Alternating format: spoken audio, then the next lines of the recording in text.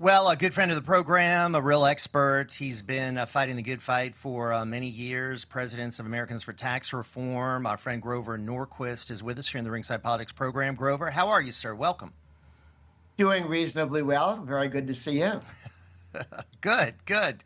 So, what is going on in Congress, Grover? I get complaints from my listeners and viewers and readers all the time that not enough is happening. The president's big, beautiful bill, I guess, didn't get out of committee the other day, but they're going to be bringing it back for a vote on Sunday at 10 p.m., I think. So, give us the insight. What's really happening, Grover? Okay, we are going to get the president's tax bill from 2017 made permanent out into the future indefinitely. That is the end game. There will be bumps along the road because this is one of three pieces of legislation in a 2-year period before the next election that you can pass something without any Democrat votes, without having to talk to Democrats, without having to compromise with Democrats. You just have to get the Republicans in line, and they're very narrow majorities. 3-4 votes in the House, 3 votes in the Senate. So any group of 2 or 3, 4 Republicans can walk over in the corner and go, I have to have X, or I blow the whole thing up. Chip Roy's been threatening to blow this up since the beginning and did it a long time ago. He's one of the blowers-uppers. There are a couple of guys from New England who say we have to have certain tax credits for high-tax states like New York.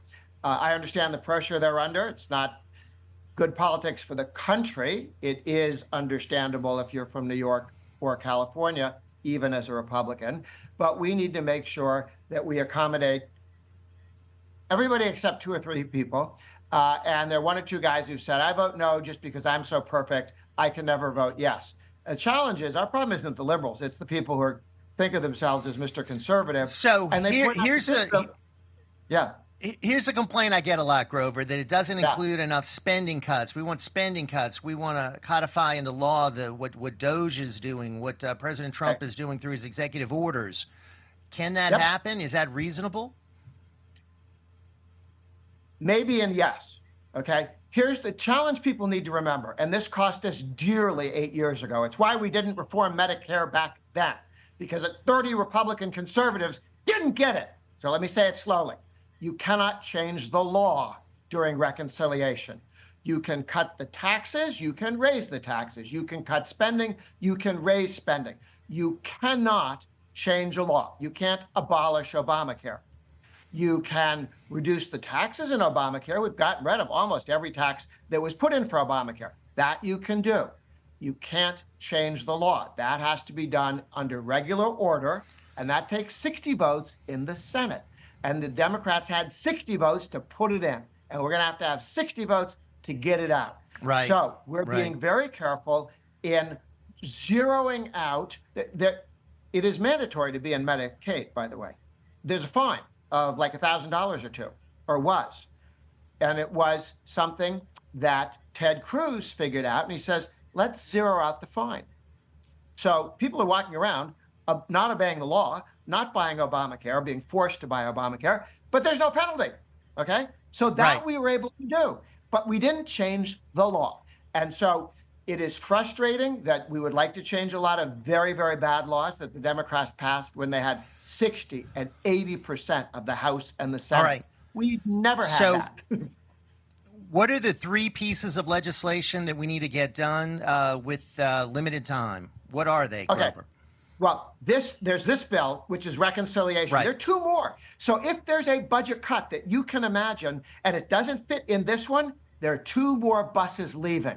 Get ready for the next one. I got a bucket of tax cuts I want that don't fit in this bill, but will be in the next 2 bills. We will get everything made permanent. The pro-growth tax cuts will be made permanent. The lower tax rates for small business will be made permanent. The per-child tax credit doubling will be made permanent. The